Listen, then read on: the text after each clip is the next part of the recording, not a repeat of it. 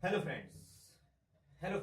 आज के इस वीडियो में मैं आपको दर्पण पढ़ाऊंगा। दर्पण किसे कहते हैं और दर्पण कितने प्रकार के होते हैं। तो चलिए इस वीडियो को स्टार्ट करते हैं और आप इसे अंत तक देखेंगे तभी आपको दर्पण काफी अच्छे से समझ में आएगा और काफी मस्त तरीके से मैं आपको बताऊंगा। यहाँ पे दर्पण देखिए, दर्पण किसे हम कहते हैं।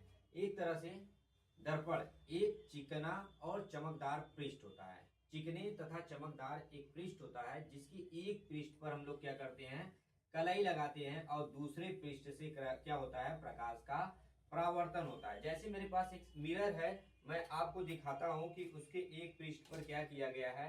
यहाँ पर देखेंगे, इसके एक पृष्ठ पर क्या किया गया है, कलई लगाया गया है और दूसरे पृष्ठ से प्रकाश का क्या हो रहा है, परावर्तन हो रहा है।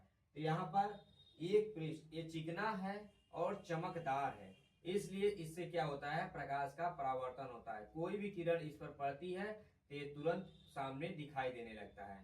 ठीक है, जब तक आप किसी एक पृष्ठ पर कलई नहीं लगाएंगे तो वे क्या होगा, दर्पण नहीं कहलाएगा। कोई भी, या गोलीय दर्पण हो या समतल दर्पण हो, कोई भी दर्पण हो। तो चलिए यहाँ पर मैं बताऊंगा कि दर्पण कितने प्रकार के होते हैं। दर्पण आपने समझ गए होंगे कि किसी एक पृष्ठ पर क्या किया जाए, पालिश लगा दिया जाए तो यहाँ पर दूसरे पृष्ठ से प्रकाश का परावर्तन हो तो उसे हम क्या कहते हैं, दर्पण कहते हैं।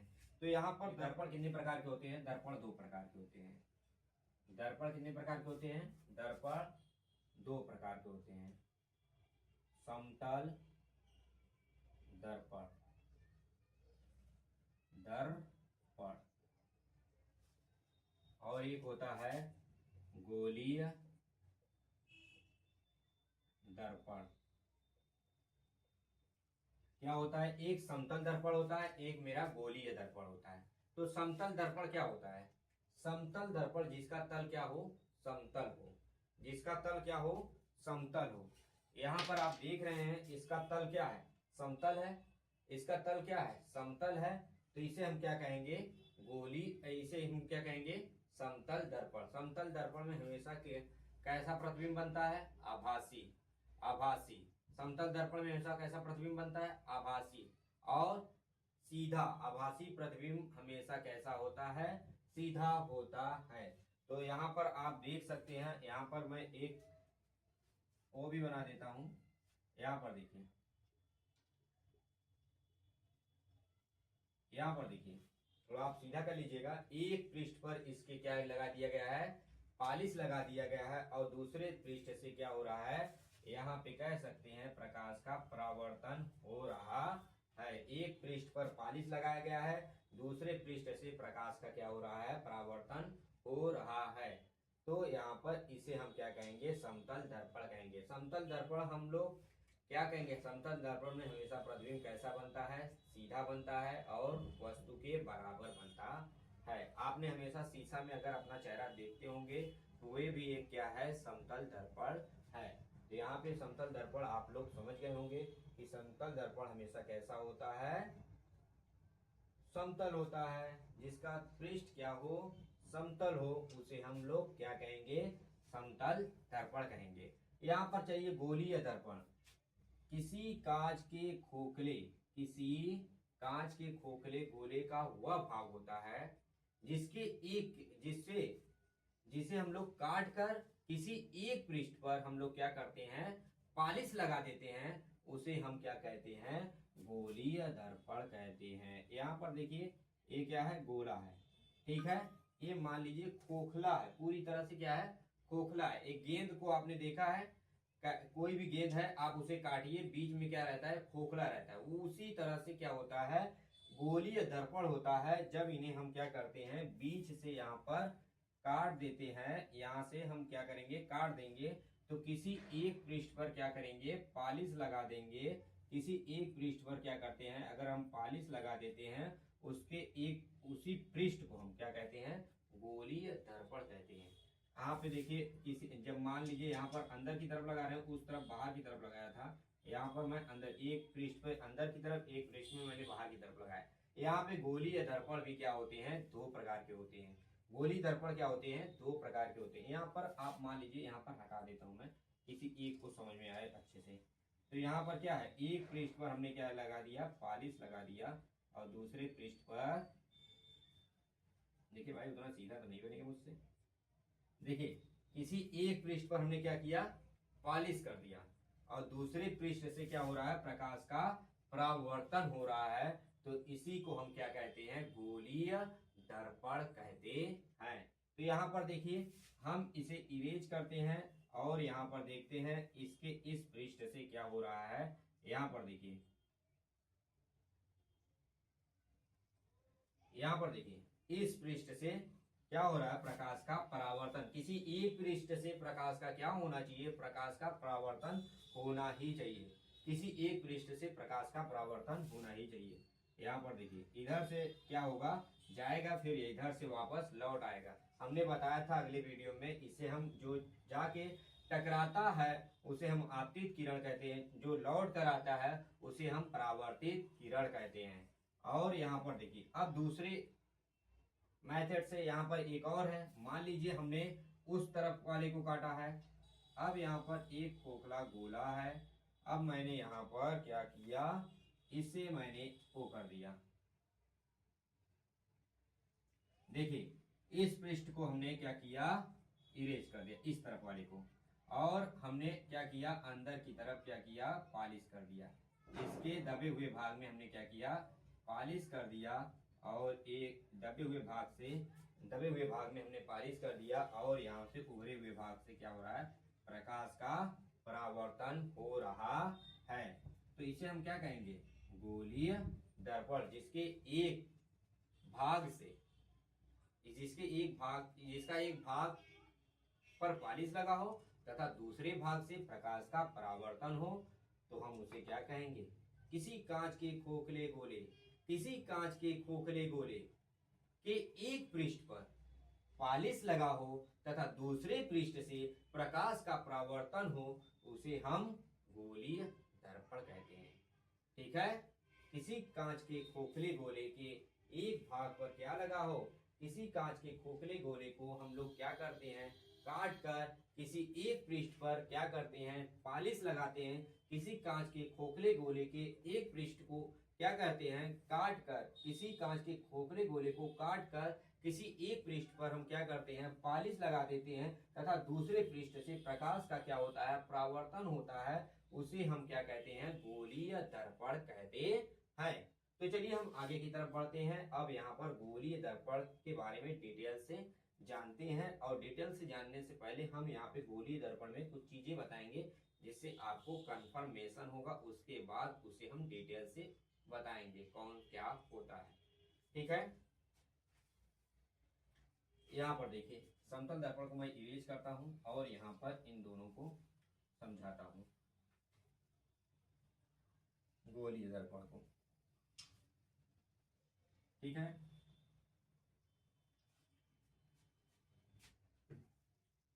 गोलीय दर्पण भी कितने प्रकार के होते हैं, दो प्रकार के होते हैं। एक होता है अवतल, अवतल दर्पण। एक होता है उत्तल दर्पण।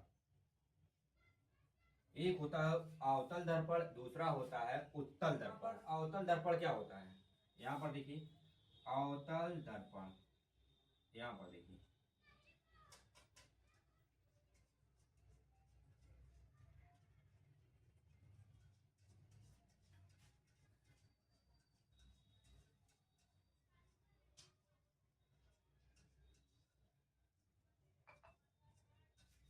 देख लीजिए, थोड़ा अच्छे से आप लोग बना लीजिएगा। यहाँ पर मैं समझाने के लिए सिर्फ बता रहा हूं।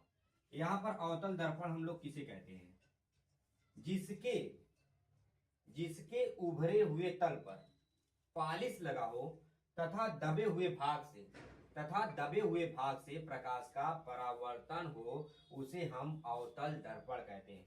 जिसके उभरे हुए भाग पर, ये उभरा हुआ भाग है, ये हमारा उभरा हुआ भाग है, उभरे हुए भाग पर क्या लगा है, पॉलिश लगा है। उभरे हुए भाग पर क्या लगा है, पॉलिश लगा है। परिभाषा अपने से लिखना सीखिए, परिभाषा अपने से लिखना सीखिए। देखिए इमेज को देखते रहिए। यहाँ पर देखिए फोफो, ये क्या है, हमारा उभरा हुआ भाग है, ये हमारा क्या है, उभरा हुआ। इस भाग पर हमारा क्या लगा है, पॉलिश लगा है। पोंपो भाग पे देखिए, इस भाग पर हमारा क्या है, पॉलिश लगा है, और तथा इस भाग से प्रकाश का परावर्तन हो रहा है, हम उसे अवतल दर्पण कहते हैं। अब यहां पर देख लीजिए, यहां पर देखिए, अभी मैं सिर्फ बता रहा हूं किसे अवतल दर्पण कहते हैं, किसे उत्तल दर्पण कहते हैं। तो आपको अवतल दर्पण कंफर्म हो गया। तो आगे की तरफ मैं बढ़ता हूं और यहाँ पे उत्तल दर्पण के बारे में बताऊंगा कि उत्तल दर्पण आप किसे कहते हैं। अब यहाँ पर क्या है, जिसके उभरे हुए भाग पर, अब यहाँ पे जिसके उभरे हुए भाग से क्या हो, प्रकाश का परावर्तन हो, तथा दबे हुए भाग में क्या लगा हो, पॉलिश। जिसके दबे हुए भाग पर पॉलिश लगा हो, जिसके दबे हुए भाग पर क्या है, पॉलिश लगा हो, तथा उभरे हुए भाग से प्रकाश का परावर्तन हो, तो उसे हम क्या कहते हैं, उसे हम उत्तल दर्पण कहते हैं। जिसके जिसके दबे हुए भाग पर पॉलिश लगा हो तथा उभरे हुए भाग से प्रकाश का परावर्तन हो, उसे हम क्या कहते हैं, उत्तल दर्पण कहते हैं। यहाँ पर समझ में आ गया। अब एक बार फिर से दोहरा देते हैं आपके लिए, जिससे आप जितना इमेज को देखकर परिभाषा को लिख सकते हैं, कभी आप भूलेंगे नहीं परिभाषा। यहाँ पर मैं पढ़ा रहा हूँ भाई, एकदम कॉन्फिडेंस के साथ मैं आपको बताता हूँ, चैलेंज मैं देता हूँ कि आप इमेज देखकर परिभाषा बनाओगे। यहाँ पर देखो, जिसके जिसके उभरे हुए भाग पर, जिसके उभरे हुए भाग पर कह सकते हो वह गोली दर्पण, ऐसे भी लिख सकते हो वह गोली दर्पण जिसके उभरे हुए भाग पर पॉलिश लगा हो तथा दबे हुए भाग से प्रकाश का परावर्तन हो, उसे हम अवतल दर्पण कहते हैं। यहाँ पर उत्तल दर्पण देखो, यहाँ पर इसे भी कह सकते हो वह गोलीय दर्पण जिसके दबे हुए भाग पर पॉलिश लगा हो तथा उभरे हुए भाग से प्रकाश का परावर्तन हो, उसे हम उत्तल दर्पण कहते हैं। तो यहाँ पर आपको समझ में आ गया है। तो यहाँ पर चलिए हम आगे की तरफ बढ़ते हैं, इनमें क्या क्या होता है। ठीक है, तो इनके प्रकार आप तो जान ही गए हैं। अब इनमें हम कुछ ऐसी चीजें बताएंगे जिससे आपको काफी अच्छे से समझ में आ जाएगा। अब यहाँ पर देखिए, यहाँ पर देखिए, थोड़ा मिटा ही देता हूँ भाई।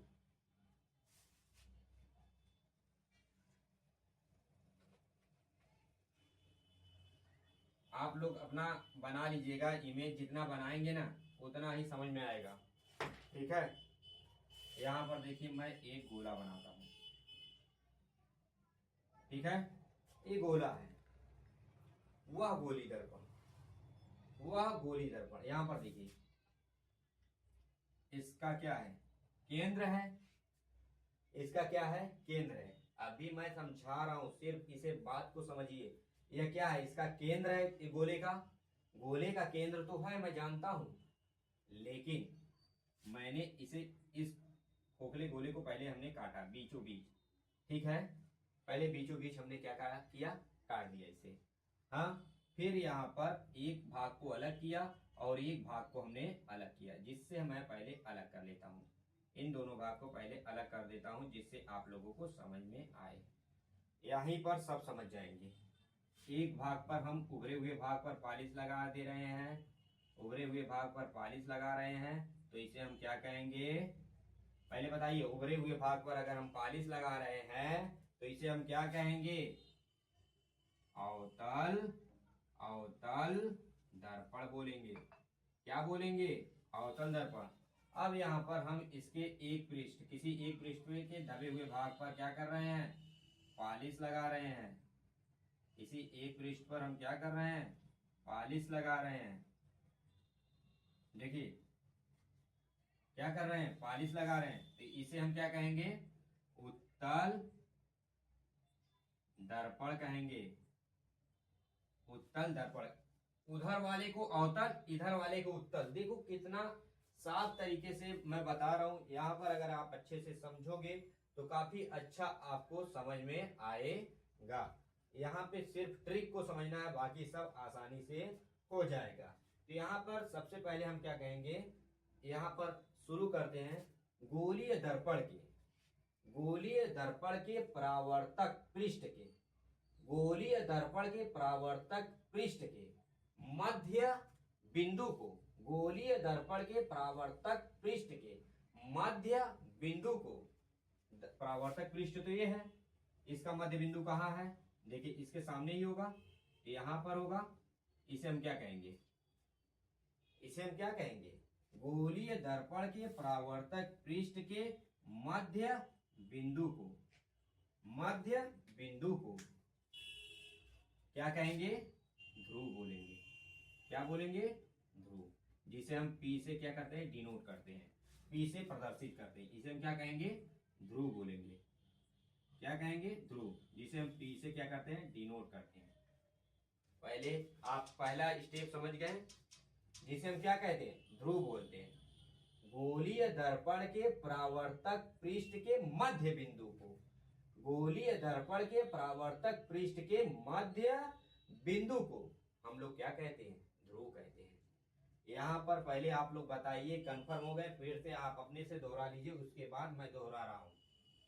क्या आपने दोहरा लिया, क्या आपने दोहरा लिया। अब यहाँ पर देखिए, गोलीय दर्पण, गोलीय दर्पण क्या होता है, जिस खोखले गोले का भाग होता है, गोलीय दर्पण जिस खोखले गोले का भाग होता है उसके हम केंद्र को क्या कहते हैं, गोली दर्पण जिस खोखले गोले का भाग होता है उसके केंद्र को हम क्या कहते हैं, वक्रता केंद्र कहते हैं। पहली बात ये समझो, वक्रता केंद्र कहते हैं। क्या कहेंगे, वक्रता केंद्र कहेंगे। वो पहले दोहराओ, पहले फिर से, अब आप सामने देखिए उसके बाद बोलिए। गोलीय दर्पण जिस खोखले गोले का भाग होता है उसके केंद्र को हम लोग क्या कहते हैं, वक्रता केंद्र कहते हैं।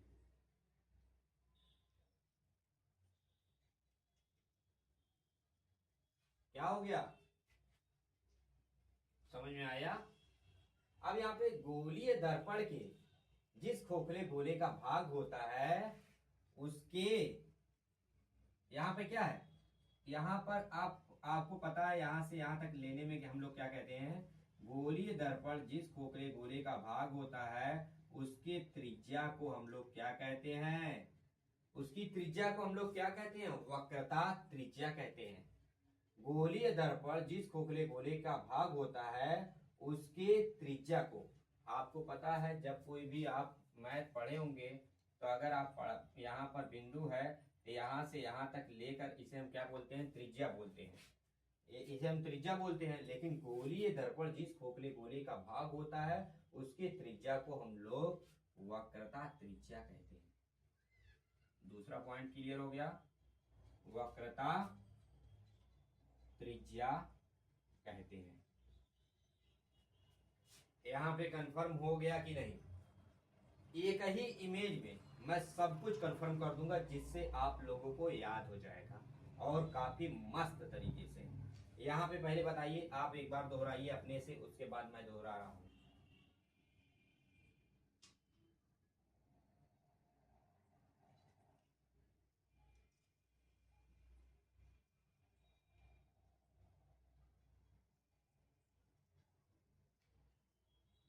बोलिए बोलिए।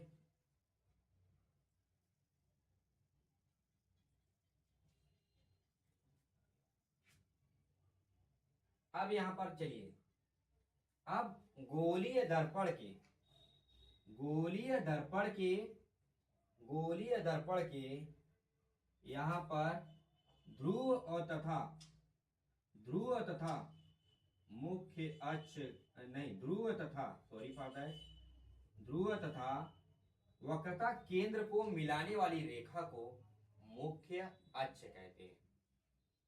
क्या कहते हैं, वक्रता केंद्र, वक्रता केंद्र तथा ध्रुव को मिलाने वाली रेखा को हम लोग क्या कहते हैं, मुख्य, मुख्य अक्ष कहते हैं।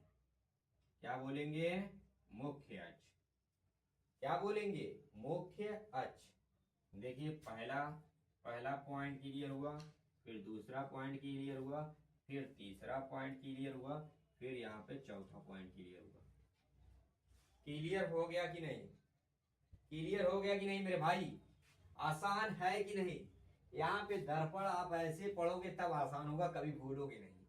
ठीक है, इस तरह से दर्पण अगर आपने पढ़ लिया, एक बार मेहनत कर लिया ना, तो मैं कहता हूँ, गारंटी के साथ कहता हूँ, आप कभी भूलोगे नहीं दर्पण। मेरा चैलेंज है। यहाँ पर मुख्य अक्ष समझ में आ गया? वक्रता केंद्र तथा ध्रुव को मिलाने वाली रेखा को हम लोग क्या कहते हैं? मुख्य अक्ष।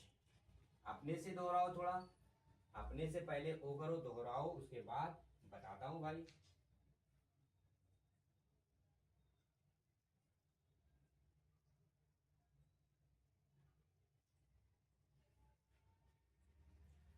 हो गया? दोहरा लिए आप? कंफर्म हो गया? तो यहां पर चलिए, अब एक बात और चलते हैं। देखिए मेरे भाई, मेरे प्यारे, मेरे दोस्त, जितना आप समझोगे उतना ही मजा आएगा। अब यहां पर देखिए, अब देखिए, मुख्य अक्ष के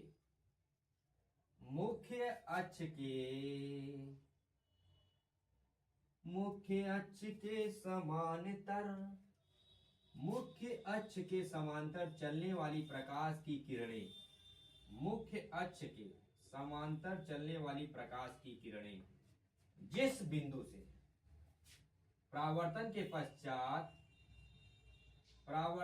पश्चात जिस बिंदु से होकर जाती हैं, उन्हें हम क्या कहते हैं? मुख्य फोकस कहते हैं। ठीक है, क्या कहेंगे? मुख्य अक्ष के समांतर चलने वाली, यहां देखो मुख्य अक्ष है, मुख्य अक्ष है। जब इसके कोई किरण क्या चल रही है? मुख्य अक्ष के समांतर चल रही है, परावर्तन के पश्चात जिस बिंदु से होकर जाती है, जिस बिंदु से होकर जाती है, उसे हम क्या कहते हैं? मुख्य फोकस कहते हैं। क्या बोलेंगे इसे? इसे क्या बोलेंगे?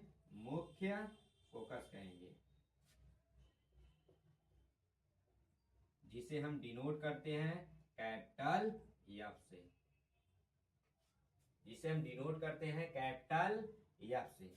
यहाँ पे काफी कंफ्यूजन हो गया होगा, थोड़ा मैं यहाँ पे सफाई से बता दूं क्या भाई? यहाँ पर देख लो, इधर इधर देख लो थोड़ा, नहीं तो उधर कंफ्यूज हो जाओगे।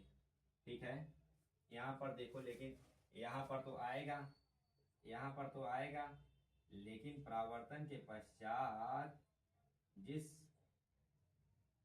यहाँ पर देखो आता हुआ प्रतीत होगा ना। ठीक है, यहाँ पर देखो भाई, ज्यादा वो मत सोचो। ठीक है, इस तरह से क्या होगा? यहाँ पे हम लोग जहां पर मिलती है या मिलती हुई प्रतीत होती है, उन्हें हम क्या कहते हैं? मुख्य फोकस कहते हैं। यहाँ पे इस तरह से आप बोल सकते हो।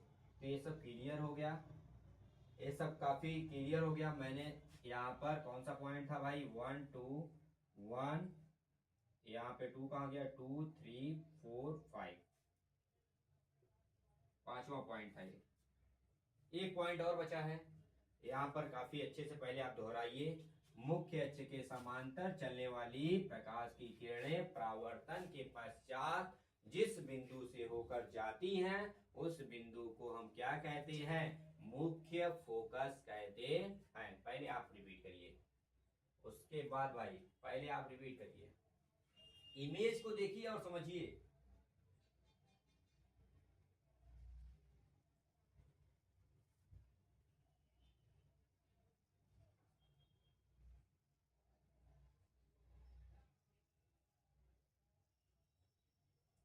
पृष्ठ को देखिए, काफी अच्छे से समझिए पहले। अब देखिए, एक पॉइंट और बचा है मेरा। ध्रुव ध्रुव ध्रुव ध्रुव ध्रुव और तथा मुख्य फोकस के बीच की दूरी को, ध्रुव तथा मुख्य फोकस के बीच की दूरी को हम लोग क्या कहते हैं? फोकस दूरी कहते हैं। फोकस दूरी, जिसे हम स्मॉल एफ से प्रदर्शित करते हैं। जिसे हम स्मॉल एफ से प्रदर्शित करते हैं। यहाँ पर मैं इस इमेज को पहले क्या करता हूँ, वो मिटा देता हूँ, जिससे अब आप लोगों को समझ में आ जाएगा। पहले बात को समझने की कोशिश करिए, पहले बेसिक से उठिए। बेसिक को जगह अगर आप समझ गए ना, तो प्रकाश को मैं धुआं बना दूंगा। आप देखिए इसी, ठीक है, आप इसी पे समझ लेते हैं भाई। देखिए यहां पर हमने क्या बोला, अब एक फिर से दोहरा रहा हूं भाई, काफी अच्छे से थोड़ा रिपीट करोगे, जितना रिपीट अच्छे से कर लोगे, क्लास 10th में हो अच्छा नंबर आ जाएगा मेरे भाई। परावर्तक पृष्ठ के मध्य बिंदु को हम लोग क्या कहते हैं, ध्रुव कहते हैं। खाली अब डिनोट कर रहे हैं, आपने पहले बता दिया, ध्रुव कहते हैं। ठीक है, किसी कांच के खोखले गोले का वह भाग किसी कांच के खोखले गोले का वह भाग किसी कांच के खोखले गोले के किसी कांच के खोखले गोले के केंद्र को वक्रता केंद्र कहते हैं। यहां पर ये बात हो गई, ठीक है, दूसरा पॉइंट हो गया। अब यहां से ये भी कह सकते हो ध्रुव, अब यहां पे देखो मुख्य, अब यहां पे वक्रता केंद्र तथा ध्रुव को मिलाने वाली रेखा को क्या कहते हैं, मुख्य अक्ष कहते हैं। ठीक है, ये मुख्य अक्ष बन गया। अब वक्रता केंद्र तथा ध्रुव के बीच की दूरी को हम लोग क्या कहते हैं, वक्रता त्रिज्या कहते हैं। क्या कहते हैं, जिसे हम r से डिनोट करते हैं, यहां से यहां तक की दूरी को। ठीक है, देख लीजिए आप, ठीक है, समझ गए आप। अब यहां पर देखिए, अब मुख्य अक्ष के समांतर चलने वाली प्रकाश की किरणें, मुख्य अक्ष के समांतर चलने वाली प्रकाश की किरणें मुख्य अक्ष के इधर से भी जा सकती है, इधर से भी आप ले जा सकते हो। ठीक है, कर सकते हो, आपकी इच्छा, चाहे जैसे भैया पार कर दो। ठीक है, जिस बिंदु पर मिलती है, या जिस बिंदु पर मिलती है, हाँ, जिस बिंदु से होकर जाती है, हाँ, या मिलती हुई प्रतीत होती है, उसे हम मुख्य फोकस कहते हैं। यहां पर एक क्लियर हो गया कि नहीं आपको, मुख्य फोकस कहते हैं। क्या ये बात क्लियर हो गया आपको। अब यहां पर मुख्य फोकस हो गया, तो यहां पर मुख्य फोकस हमारा पॉइंट बन गया। ध्रुव और तथा मुख्य फोकस के बीच की दूरी को हम लोग फोकस दूरी कहते हैं, जिसे हम स्मॉल एफ से प्रदर्शित करते हैं। क्या इतना पॉइंट आपको दर्पण में क्लियर हो गया कि नहीं। शार्ट तरीके से मैंने बताया और काफी अच्छे तरीके से मैंने बताने की कोशिश किया कि आपको यहाँ पर हर एक पॉइंट काफी अच्छे से क्लियर हो जाए। तो हमें लगता है कि आपको इतना पॉइंट क्लियर हो गया होगा। अगर आपने इतना पॉइंट क्लियर हो गया है तो पहले इन बेसिक को आप लोग करिए, उसके बाद नेक्स्ट पार्ट में मैं यहाँ पर सभी उनके इमेज के फॉर्मेशन को बताऊंगा, इमेज कैसे बनते हैं। ठीक है, तो यहाँ पर आप लोग काफी अच्छे से आप समझ जाएंगे। ठीक है, तो बात क्लियर है। यहाँ पे आपको अवतल दर्पण समझ में आ गया, उत्तल दर्पण समझ में आ गया, यहाँ पे फोकस दूरी किसे कहते हैं, वक्रता केंद्र किसे कहते हैं, और ध्रुव किसे कहते हैं। यहाँ पे आप एक चीज और कह सकते हो, प्रावर्तक तल के व्यास को, परावर्तक तल के व्यास को, यहाँ पर जितनी दूरी है यहाँ से यहाँ तक की दूरी को, उसको हम मान लेते हैं एक व्यास है। जानते हो, जब भी कोई यहाँ पर ऐसे रहता है तो यहाँ पर देखिए करता है ना व्यास, ऐसे ऐसे बोलते हैं ना, जीवा व्यास, इस तरह से। हाँ, तो क्या होगा, तो यहाँ पर मेन जो होता है इससे हम क्या कहते हैं, द्वारक बोलते हैं। क्या कहते हैं, गोलीय दर्पण का द्वारक। ठीक है, समझ गए आप, तो काफी अच्छे से समझ में आया होगा। नेक्स्ट में मैं इसे के नेक्स्ट पार्ट को अपलोड करूंगा। सिर्फ हमें 100 लाइक दीजिएगा भाई, हमें 100 लाइक की आवश्यकता है। ठीक है। Thank you for watching, please like and subscribe.